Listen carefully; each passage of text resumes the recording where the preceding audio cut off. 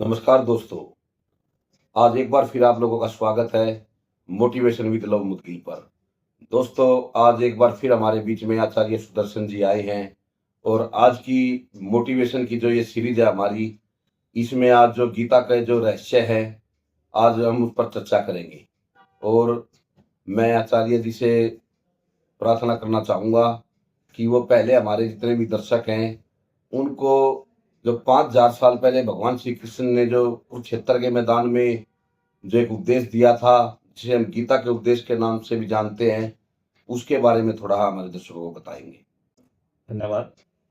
मतलब आपने बहुत बड़ी बात शुरू की है कि गीता का सारा रहस्य ही पूछ लिया है एक वाक्य में।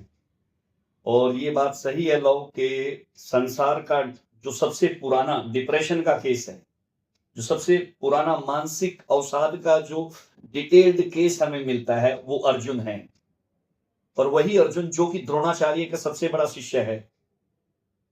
डिप्रेशन किसी को भी आ सकता है, कितने भी महान व्यक्ति को भी आ सकता है, कितने ही दक्ष, कितना ही क्वालिफाइड व्यक्ति को भी डिप्रेशन जीवन में घेर सकता है। वो हमने देखा अर्जुन के जीवन में।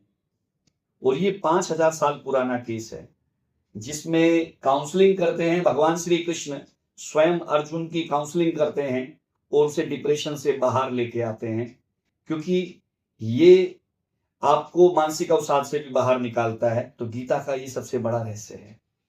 गीता एक हैप्पीनेस प्रोग्राम है। अगर आपके जीवन में आप चाहते हैं कि खुशी आए, तो आपको भगवत गीता से जुड़ना चाहिए। हरिओम तत्सत।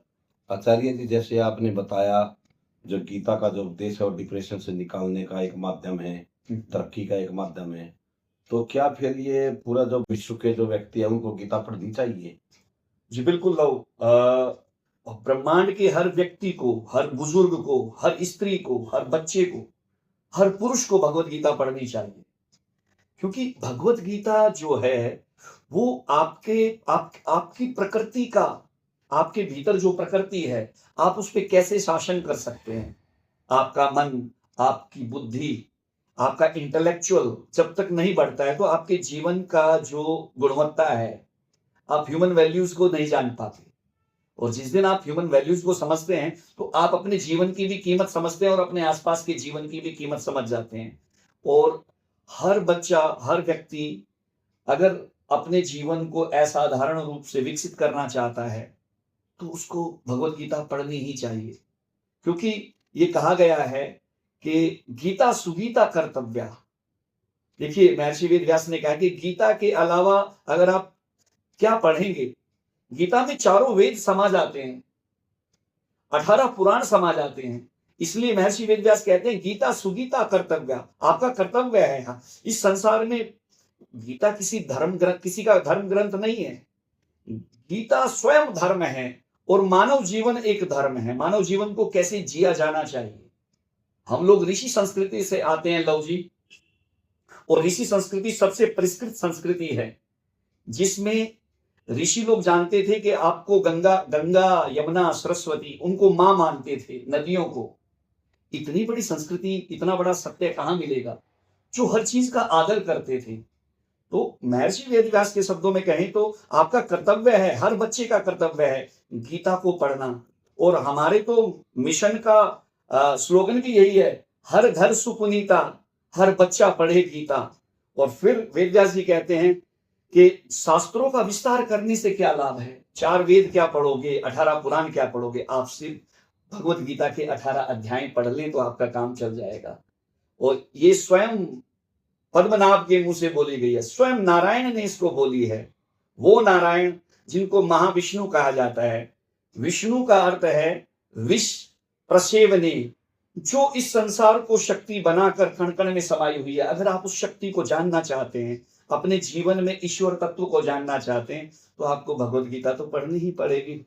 ये तो है लो जी, आपको पढ़नी ही पड़ेगी। तो आचार्य जी, जैसे पूरे गीता के उपदेश के अंदर भगवान श्री कृष्ण ने कर्म की प्रधानता पर जोर दिया है। वहां बताया गया कि जो मनुष्य है, उसको जो अपने जो दुष्कर्म है उनका भोग भोगना पड़ता है। क्या इस ब्रह्मांड का भी कोई कर्म विधान है? और कोई कर्म विधान है तो उसको लागू कौन करता है फिर? बिल्कुल, इस ब्रह्मांड का कर्म विधान भगवत गीता ही है। एक तरह से कहूं, अगर इस संसार का संविधान अगर आपको जानना है या किसी व्यक्ति को जानना है, इस संसार के कानून को जानना है। देखिए, द्वारका हर न्यायाधीश से ऊपर द्वारिकाधीश हैं। अगर किसी को यहाँ न्याय मिलने में दिक्कत हो जाती है तो लेकिन द्वारकाधीश का कानून हमेशा काम करता रहता है। प्रकृति में कृष्ण कहते हैं सत रज तम, तीनों गुण हैं और ये तीनों गुण हर व्यक्ति में हैं। भगवान गीता में भोजन से लेके युद्ध कला तक की बात करते हैं और सत्य को प्राप्त करने की बात करते हैं। इसलिए भगवत गीता सारे ब्रह्मांड का संविधान है। और अगर और उसी को कानून भी कह सकते हैं कि सत्य से कोई बच नहीं सकता और सत्य ही हमारे जीवन को श्रेष्ठता की ओर ले जाता है। तो इस संसार का संविधान भी भगवत गीता है। ये संसार के हर व्यक्ति को, हर बच्चे को पढ़नी चाहिए। हरिओम तत्सत। लव जी, जैसा आपने बताया है भाई, ब्रह्मांड का विधान ही संविधान ही गीता है और इसको नारायण ही इसको लागू करते हैं जी। पिछली वीडियो में आचार्य जी आपने एक क्रिया बताई थी, अमृत योग क्रिया जी। हम चाहते हैं कि इसके ऊपर एक पूरी डिटेल्ड वीडियो बनाई जाए जी। जो हमारे दर्शक हैं इसकी जो गहराई से इसकी जो टेक्निक का पूरा उस पर एक सेशन हमारे व्यूअर्स को दिया जाए। जी, क्यों नहीं लव जी, हम उसके बारे में विचार करके एक दिन उस कार्यक्रम को बनाते हैं और अमृत योग क्रिया को, जो कि भगवान शंकर के 5 मुख हमारे भीतर विद्यमान हैं, और उस अग्नि को, उस ऊर्जा को अनुभव कर सकें, पंचमुखी शिव को अमृत योग के माध्यम से भगवान श्री कृष्ण द्वारा दी गई वो क्रिया है और भगवान शिव भी उस क्रिया से आनंदित होते हैं और वो जन जन तक पहुंचे।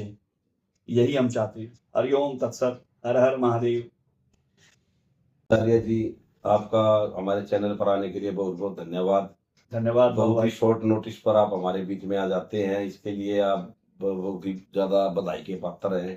दोस्तों, जैसे आचार्य जी ने भी बताया है कि गीता जो है वो डिप्रेशन से बाहर निकालने के लिए जो सबसे बड़ी दवाई है आज के समय में, वो गीता का उपदेश ही है। आज हम देख रहे हैं कि कैसे जो काम कुशल जो व्यक्ति हैं, अपनी फील्ड में जो अच्छे हैं, वे सुसाइड कर रही हैं। उनको कोई और रास्ता नजर ही नहीं आ रहा है। आए दिन सुसाइड की घटनाएं हमारे पास आती जाती रहती है और ऐसा लगता है कि जैसे कहीं ना कहीं कोई मोटिवेशन की, कोई काउंसलिंग की उनके जीवन में कमी रही है। और जैसा कि आचार्य जी ने बताया कि हर व्यक्ति को गीता पढ़नी चाहिए, जहां पर आपको सही गलत का भी पता लगेगा, आप डिप्रेशन से भी बाहर आएंगे। समय समय पर हम आचार्य जी के साथ भगवत गीता पर चर्चा करने के लिए आपके पास आते रहेंगे। तब तक के लिए साधुवाद।